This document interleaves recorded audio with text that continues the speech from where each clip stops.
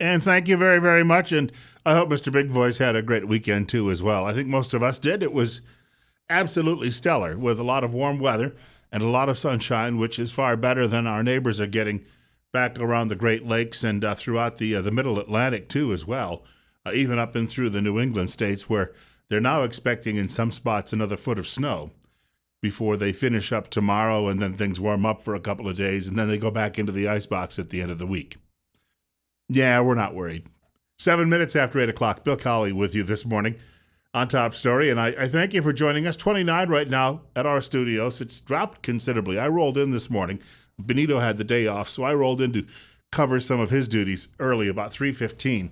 The temperature at the time was 39, but we'll be rebounding somewhat, getting back up to around 50, and then before the end of the week, we'll see temperatures once more again near 60. I think on Thursday, we're looking for a temperature right around the 60-degree mark. We have a lot going on today. Let me just begin. You may have heard it if you were listening just before Fox News. I mentioned we are expecting U.S. Senator Mike Crapo to join us probably about 9:15-ish. And he's willing to take some of your telephone calls, too, as well, while he's here. He's doing a series of town meetings throughout southern Idaho, and he had an appointment this morning, in fact, here in Twin Falls, and he's going to be making his way from the appointment to our studios. So when he gets here, he's yours. Look at it that way. I've got a couple of questions, too, myself, but I'm sure that a lot of you have some things, too, you'd like to run by the man as well. Randy Staples will be joining us in about half an hour with the Idaho Weekly Briefing. He has a great column today in the local newspaper, and it's about the court ruling last week, and it shuts down hospital mergers and these medical mergers. But on the other hand, he also points out it may be the only way that medicine is going to survive is by more and more of these mergers, because the playing field out there right now with Obamacare and a lot of the other issues we've been dealing with the high cost of medicine for decades, government now stepping in and trying to control all of that. So a lot of the providers, the hospitals, the doctors, all of those different groups involved in the medical business are trying to merge together in hopes of controlling costs. But a recent court ruling at the Ninth Circuit's a little bit like saying, the Ninth Circle of Hell. There was a ruling last week, though, that broke up one of those potential mergers here in the state of Idaho. So he'll have something to say about that, as well as I'm sure this broadband crisis going on in the schools. Speaking of the local newspaper, I got out of church yesterday morning at a relatively early hour, and I decided to sit down and I just like the feel of an old-fashioned book or a newspaper. One thing about a Kindle, I know, you just get a Kindle, save all that shelf space. Baloney. There's nothing like having a great big book-lined library. I have one of those. And, just to be able to pull a volume off the shelf, sit down and start thumbing through it, is a wonderful way to relax. The local newspaper on a Sunday, you don't have to read more than 5 minutes. I wasn't really, the local sports, I don't have any kids playing. I have to confess that doesn't really float my boat. So I just read the front page, read some of the local headlines, and then I read the op-ed pages. Did you know that gun confiscator John Alexander, who writes all of the anti-gun editorials for that newspaper, he has taken my advice. He is leaving Idaho. What did I say last week? I said, all right, if you can't get your way and make everybody else into the Long Islander you are, then perhaps it's time you pack up and left. So there was a mention yesterday by the paper's actual full editor, what do you call him, executive editor, saying that Alexander was leaving for a newspaper in Illinois. So he'll be working a lot closer to Chicago, where they've had gun confiscation efforts for years. And as you know, then that eliminated all of the homicides in that city. Chicago is the safest city in America today. All right, that might be a little sarcastic. It is one of the most dangerous places in the lower 48. And now he can go there and prattle on about how we need to have more dangerous places and how we need to disarm the public. It was interesting reading that editorial, because the new editor of the newspaper said it was by his own choice that he left. He's moving on, and this is a lot like baseball. See, because you people out there don't understand anything about what we do, you're also dumb. It's like being in the minor leagues and then moving on to a bigger playing field and a bigger city, and that's all that we simply do. And we just dance around the maypole and sing songs together every day and figure out ways to discredit Christianity and conservatism.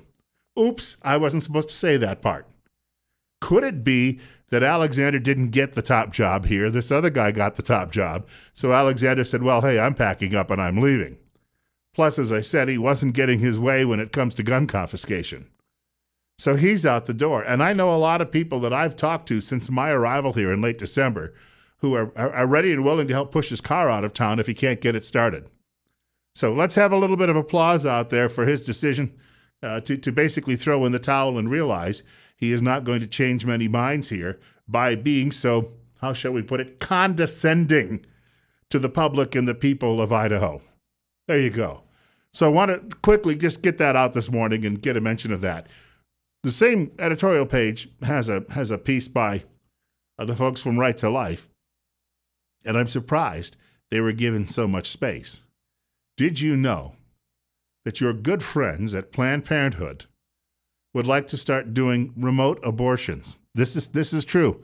They would like to put in cameras in various places so that a doctor can stand in one room or someone at a Planned Parenthood and give instructions to someone else who's going to stick some scissors into a baby's skull while it's in its mother's womb. And they feel this way they will be able to kill ever more young children before they're born. And so there's a warning that actually made it into that. See, the newspaper says, well, see, we're balanced. We let somebody else talk for a few minutes. Okay, whatever. I know how the feeling was in that newsroom when it was mentioned that this editorial was going to appear. There were the cat calls and the eyes rollings and all of the little snide comments. That goes on in every newsroom around the country. They always talk about diversity. Our diversity makes us stronger. Of course, they don't have any evidence to back that up, but they don't have any political diversity. Media, academia, they don't care. They don't want that part of it. They don't want the other argument. They just simply look to silence it. But every once in a while, they'll throw a bone out and say, all right, we'll give you a guest commentary in the newspaper. I think there may also be a recognition there, too, that at some point, if you want to sell newspapers, you're going to have to try to sell newspapers to the general public instead of just fellow travelers, because it's a dying medium. Seattle Post Intelligencer a few years ago just stopped publishing altogether in print and became some sort of an online publication. Of course, you can do that with far fewer people too, so ka-ching, ka-ching, it saves you a lot of money. And since the newspapers allowed Craigslist to come along and eat their lunch some years ago, this is why you have this crisis going on in newspapering today. Remember a few years ago, there were some proposals by some of the newspaper people saying that they thought governments should subsidize them, like National Palestinian Radio, NPR. It never came about. And when Rush Limbaugh says state-controlled media, man, was he nailing it on that, because some of these people thought they should be wards of the state. How can you be credible in reporting about the state if the state is paying your salary? See, now there was a conflict of interest that somebody had to point it out to them. They didn't realize it until someone said, it's a bit like some of these state-controlled media outfits in China and Russia and the like, and oops. Well, tell you what, we'll come up with some other con and we'll get back to you. I've got a couple of other things, too, I'd like to mention just during the opening monologue today. And there was a great piece. And you can actually, if you get a digital subscription to the local newspaper, they will throw in a digital subscription to the Washington Post, because I think there's a recognition there's more news there and more people would rather be reading that if you have some time to read. I already have a digital subscription to that newspaper. I never had a subscription to a newspaper in my life because wherever I worked over the years, the boss always bought the newspaper, and we had newspapers delivered in the morning in our own newsrooms. That way we could track the competition. They were listening to us too, and we just went back and forth in that situation. But I got into a situation where I was working at a radio station, and the people I worked for did not do that for us. So I ended up getting some subscriptions online to a couple of different newspapers, and the Washington Post happened to be one of them. There was a guest piece in the editorial section yesterday, Weekend Outlook, I guess is what they call it in the Washington Post. And in that section is a woman who is talking about, we referenced this story a few weeks ago on air. She and her husband were allowing their children, who were about 6 and 7 years old, to walk home from a playground alone. Now, the kids already walked to and from school alone, but they got in trouble The police and social services came to their house. They had to sign a form. Now the police and social services can barge in the house at any time without a warrant. And they say that these people are being abusive to these children and showing neglect by letting these children wander the streets alone, walking home from the park alone. Good golly, whatever happened to this country? We did that all the time when I happened to be a kid. And the woman is explaining that things have gotten completely out of hand with the government deciding it needs to be the nanny and take care of your children, and you just don't know how to do it.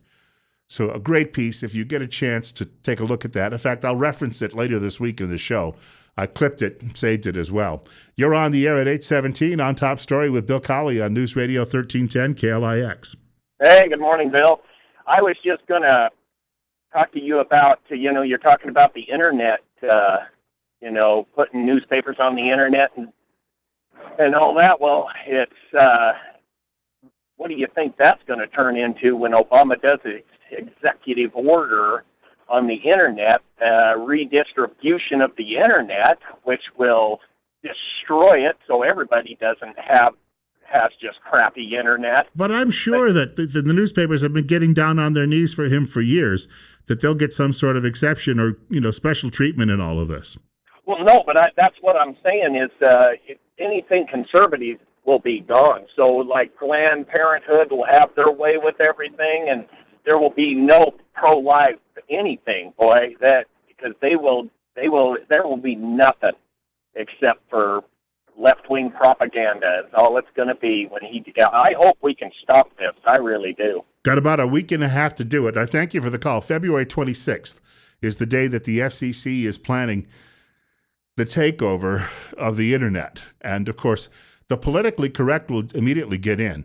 And they'll just start saying certain websites should be eliminated. You shouldn't have access to them. And they're going to do everything in their power to limit what you see online. That's been the goal for a very long time. They're very nervous about the fact that people are getting alternative views. And if they don't, and I admit, there are some things on the internet that aren't very nice, but the First Amendment to the U.S. Constitution doesn't say we have a right to nice speech. This is where we're having some issues with this.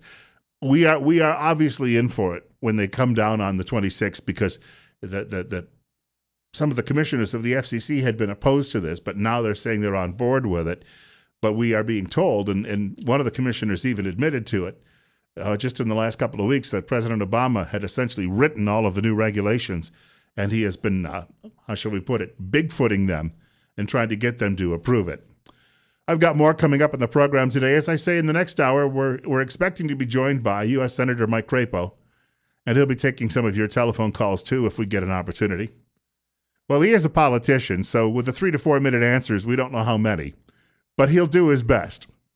Of course he will. That's on the way. Bill Colley with you this morning on Top Story on News Radio 1310 KLIX and newsradio1310.com. I've been telling you the last couple of days, most of last week, I guess it was, about a local business that is providing training opportunities for people who'd like to make a little extra spending cash. Maybe pay for their groceries at home or pay for some of the other expenses they have on a weekly basis. Western States Bus Services is hiring part-time bus drivers right now. Split shifts, 5 days per week. Summer's off. There we go. Got a tickle in the throat. That must be from all the food I was eating just before I came on the air. You know, I've been told that the apple and the orange and the banana they're better than caffeine in those situations. Your bus drivers are awake though because they're up early and out the doors, and that's what we're talking about. You get scheduled no school days. Pay is $10.75 per hour. You can apply today by contacting 733-8003. That's 733-8003. Western States Bus Service is an equal opportunity employer. Also, we need to point out that the Home and Garden Showcase is coming up in just a few days. All of our radio stations here at Town Square Media are heavily involved in this project. And did you know that there are going to be some prizes involved with all of this? 4 of them, all valued at $1,000 each. If you win, you pick the prize you like best. I guess that would be what's remaining, right? If you're the first person, you get your choice of all 4. $1,000 towards ABC Seamless Gutters, ABC, the siding without the quacks. Number 2, a Green Mountain Daniel Boone grill from Brazil Heating and Air Conditioning includes a digital control, a meat probe, peaked lid for chicken, large fowl, and 2 bags of pellets. A weekend getaway, number 3, to Seattle for 2. Ooh, from New View Glass. Round-trip air for 2 and 2 nights stay at the 4-star Edgewater Inn. They used to have a football team in that town. You know that. And the fourth, $1,000 custom vanity from Premier Woodworking. You can see how their custom LED lighting can change the beauty and function of your kitchen at the Home and Garden Show. See them at the Home and Garden Show and learn to maximize space efficiency in your kitchen with the team at Premier. And you can enter to win at newsradio1310.com, where we have some headlines. Have you seen that picture of the woman who was arrested in this conspiracy to commit homicide the other day? She's only accused now at this point. And, of course, we have innocent until proven guilty. It is said that the woman is 30 years old. I don't know about you, but she's led a hard life. There's a photograph of her at our website. She has pink hair, and if she's 30, she looks like she's going on 53. I mean, it is pretty bad, and it may well be that she's just been involved with a lot of things in life that have ended up prematurely aging her. Sad, sad story. There may still be a third person on the loose. According to what she was telling police, she said it wasn't just this McGrath fellow who was pulling the trigger. He was picked up on Friday night. He was charged with first-degree murder. But she said that there was another individual who happened to be along with them. So more details on that, I'm sure, will be forthcoming from Twin Falls Police sometime in the next few days. It's 8:27. Bill Colley with you this morning on News Radio 1310 KLIX and newsradio1310.com. You can reach our program by dialing 736-0300. 736-0300. Randy Staples will join us about 20 minutes of 9 o'clock. And then in the next hour, we're expecting U.S. Senator Mike Crapo, and he'll be taking, we would hope, some of your telephone calls as well. You're on the air at 8:27, and a good morning to you. You're on newsradio1310.com. Good morning, Bill. Yes, sir. You know, you're talking about education and stuff and the media. I was bored this weekend when they were roasting Scott Walker for the fact that he missed the last 3 months of college. Therefore, he did not have enough education on worldly things to become 68% of Americans do not have a 4-year college degree. So well more than two-thirds, almost what? We're approaching 3 out of 5 or 4 out of 5 Americans who do not have college degrees.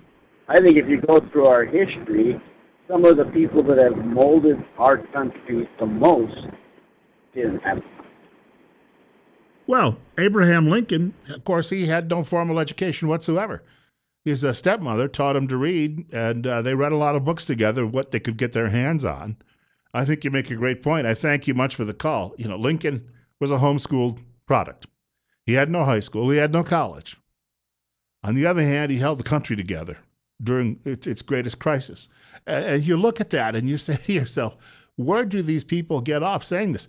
They've been rambling on for days on MSDNC about Walker. And yet one of the biggest hosts over there, Al Sharpton, never finished high school. So should he be on TV hosting a news program? It's a legitimate question if you're going to mention Scott Walker not finishing college. Talking about schooling, saw this on Friday, didn't get a chance to mention it. Love this. The State Senate Education Committee has introduced a bill that would require students to pass a basic civics test to graduate from high school. Woo-hoo! Republican Senator Jim Patrick of Twin Falls says the new focus on science, technology, and math in schools means that students are learning less about government and current affairs. God bless him. And you know what's going to happen? You're going to start hearing the academics screaming, no, we can't have that. We need to fill their minds with basket weaving and Marxism, and you can't be talking Constitution and office holders. No. How will we turn them into good young socialists? Well, here's the key. As a parent, you're not going to do it. Understand? 8:30. Bill Colley with you this morning on News Radio 1310 KLIX and newsradio1310.com. As I said, Randy Staples sometime in the next half hour. And then, of course, we have U.S. Senator Mike Crapo in the 9 o'clock hour taking some of your telephone calls. Stick around. 30 right now at our studios. As we were mentioning in the last half hour, there is a major battle going on now between the elites in this country, in academia, and many people even working in government. And they are trying to take your children away from you so that they can re-educate your children and tell them that everything you know is somehow wrong. And, you know, that the last 2,000 years of our Judeo-Christian heritage has just been completely wrong, and we're just terribly mean, oppressive people, and we're going to turn all of these children into automatons who will be good followers of the of Lefty. And I think that this story is related to it, and I mentioned this as well, just touched on it in the last half hour. And it's about a family who've nearly lost their children because they let the kids walk home from a park alone. 8:34. Now, some parents may not do that. That's your choice. 30 at our studios. My name is Bill Colley. This is Top Story on News Radio 1310 KLIX and newsradio1310.com. If this had ever happened to me, I would have blown a gasket. A woman by the name of Danielle, and I believe her last name is Mediv, she writes, one recent Saturday afternoon, she's writing in the Washington Post over the weekend, 6 police officers and 5 patrol cars came to my home. They demanded identification from my husband, entered our home, despite not having a warrant. The reason for the show of force? We had allowed our children to walk home from a neighborhood park by themselves. A few hours later, County Child Protective Services and a social worker coerced my husband into signing a temporary safety plan for our children by threatening to take the children right now, a threat she backed up with a call to police. In the weeks that followed, another worker from the agency appeared at our door with the police and insisted that he did not need a warrant to enter our home. Whatever happened to the Fourth Amendment? He also interviewed our children at school without our knowledge or permission. And she asks, when did Americans decide that allowing our kids to be out of sight was a crime? And I go back to my own childhood, and I walked past some wooded areas. I'm sure there were all sorts of monsters in there ready to jump out and and cart me away. And then I had to turn a corner and walk by a long street by a park. Then I had to turn another corner and walk over a stream. And finally got on the last block to school, and usually made it every day. Occasionally might have dawdled just a bit. But then the teacher would call home, and I'd hear about that, and I'd be told, speed it up. And then I'd reverse that trick in the afternoon when I'd come home. And in fact, kids all over town were doing it. And it's still done in a great many places today. In fact, these children had been walking to and from school on their own, and nobody had ever said a word about it, but they walked home from the park alone. And it goes into some detail. Did you know that there was a woman in Georgia? She spent 27 days in jail because while she was at work, she had to go to work for a little while. She dropped her children off to play at a park. But she left them alone. 27 days in jail? For crying out loud, this is supposed to be the United States of America. What are we doing here? And she goes on and on, directing the fact that this is going on all over the country, happening in various places. She says another woman ended up getting jailed because she went to a local food bank and left her 4 children to play in a park. And she says, look, over the last 30, 40 years in this country, crime rates have just been dropping more and more steadily. And yes, we are all worried about child abductions, especially now that we have 24/7 cable TV, and every time a child disappears, we hear about it. It's a terrible, terrible thing. But what are we going to give up? Do we just have our children? Do we birth them, then turn them over to the government and let the government run them in various centers? Then the government can dress them in lederhosen, and then have them go out on May Day and sing around the maypole and talk about the Fuhrer. We obviously are headed in some sort of twisted direction like that. How do we stop it? You're up next with Bill Colley at 8:38. Good morning. You're on Top Story. Good morning, Bill. You know, as crazy as this sounds, we hear it in national news. This happened to me just over New Year's Eve. Similar situation. Health and welfare came in, and I found out real quick, health and welfare does not need a judge's order to issue no contact orders. They can do it themselves. A person that a no contact order is issued against does not have to be served by an official as if a police officer would. My niece lives with us and was taken up from our custody for 15 days when The judge finally found there was no substantiation to the claim. They returned her to our house. But during that time, there was no due process. There was no constitutional protections afforded. It was just insane. Health and welfare does not have to play by the same rules as police agencies have to. Because they are what you call created with plenary powers by legislators who say that they're too busy to handle all of this work. So we turn over all of these duties to the enforcers who work in the bureaucracy and who are not they don't have to be held to the same standard. I thank you for the call. It must have cost that man a fortune as well to go through all of that. So you've got to address this too with those people who are writing and passing laws. People in places like Boise and right here in Twin Falls, and say, hey, wait a minute. You work for me. Why do you keep trying to criminalize me? Well, they criminalize you because they could suck more money out of you. Sorry. We'll try to be politer about that. They're not all parasites and leeches. Just some. 20 minutes now from 10 o'clock. Randy Staples joining us. Idaho Weekly Briefing in just a couple of minutes. Bill Colley with you on News Radio 1310 KLIX, newsradio1310.com. 31 at our studios.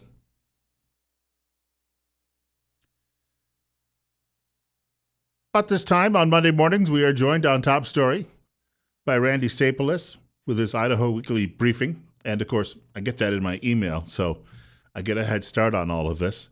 Should point out you can reach him, too. He'll give the details out in just a moment, but he'll be with us for about 15 minutes here at News Radio 1310 KLIX and newsradio1310.com. Bill Colley with you on Top Story 31 at our studios. It's 8:44.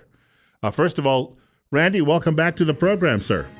Good to be back. I was going to say, for people, again, who'd like to take a look at the briefing, where should they go? What would you tell them?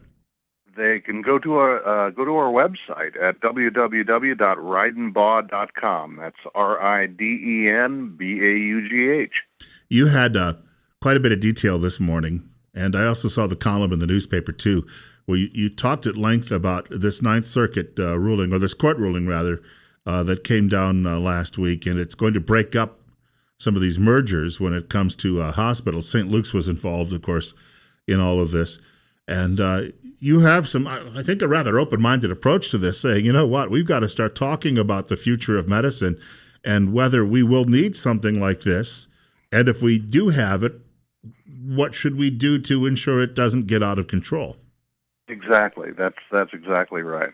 What the courts had to deal with was kind of a specific limited issue, and they said that we're not able in what we're doing here to talk about what may be best in terms of medical care and in terms of the healthcare system. All we can do is apply the antitrust laws, and they said that in terms of that one of the big mergers that happened in terms of Idaho Health over the last year, which was St. Luke's acquisition of a big physician care practice based in Nampa, they ruled that was anti-competitive, that would limit competition that others, such as St. Alphonsus in Boise, might try to enter in the Nampa market, and that's a real issue. It's a real concern. The courts also recognized, they also said in their decision, this was both Judge Windmill and in Idaho and the Ninth Circuit, they also said that there is some good reason to think that merging some of these services can provide some good long-range benefit for people, and maybe that the thought of that and how that might be accomplished without getting into the problems that monopoly situations can develop is something that people in Idaho really ought to consider. 25 years ago, and I know the exact almost date that it happened because I have a photograph of the event, but I was doing an interview with Dr. Albert Schweitzer's daughter, who was ancient then, and I believe she's still alive today. He's been dead 50 years, and she was telling me at the time that before his death, he had said that we were going to develop all sorts of new technologies for medicines, but it would far outstrip our ability to pay for it and the treatments. What's happening here are these hospital groups and other medical groups are looking for ways to save a little money when it comes to administrative costs and the like, I'm sure, because of the prediction that he made, which was pretty well spot on. It's part of the contributor to the cost. There are all kinds of contributors to the cost. There's really not very much limiting it from the top. There isn't the kind of competition where you can go to a store and you can buy a steak at this store or this store. If you're sick, you get in the hospital and you get in the ambulance and you go where they take you.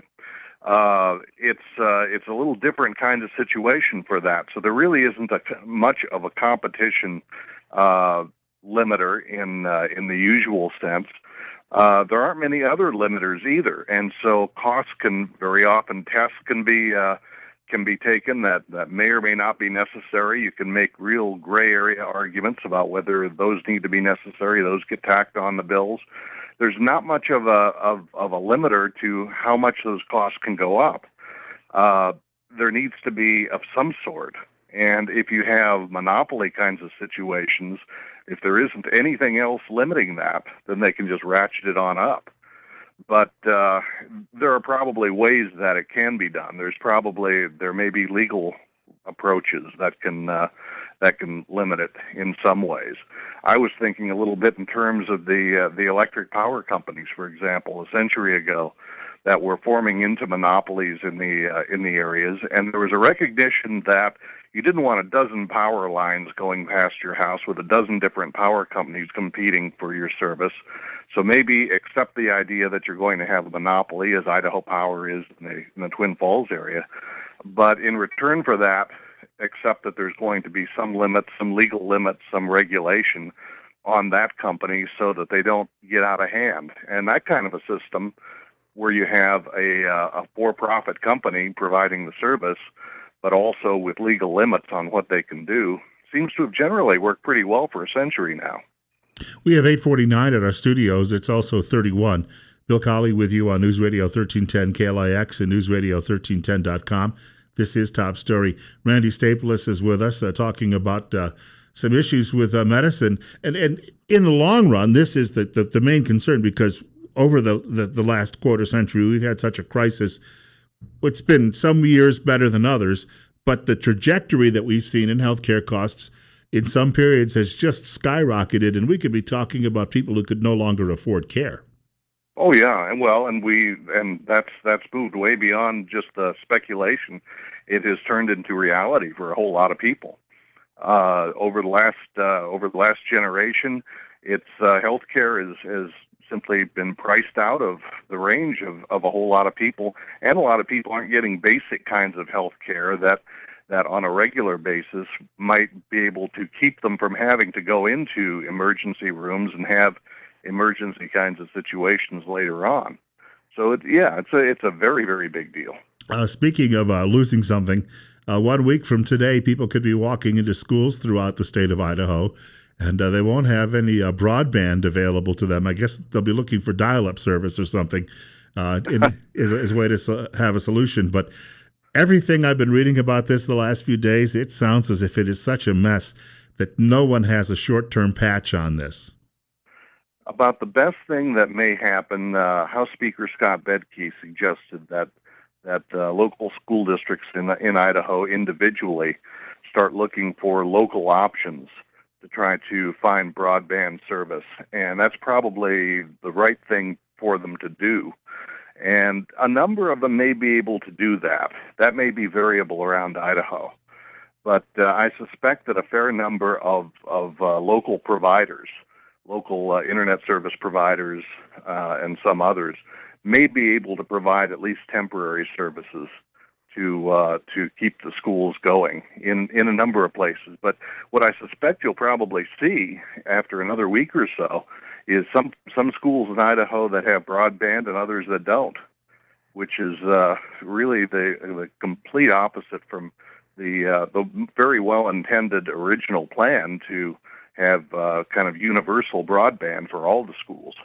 I give the folks at the Times News a hard time now and then about some of their editorials, but they had an editorial yesterday that talked about how this became so politicized, and really, if that's the case, somebody's got a lot of explaining to do, because this is a tragedy and a travesty. I don't care how you explain it. This should not have happened. Well, and it's not too hard to be able to point the fingers at a few specific places. The contract ran through just a few different places and a few different offices. The State Department of Education, which is run by the Superintendent of Public Instruction, that top job was held by Tom Luna when all of this was going on. That's one place. The State Department of Administration, where his sister Teresa is the director. That's another place. And the governor's office was heavily involved. And this was an issue in last year's governor's campaign, and rightly so. But it of course didn't wind up being decisive.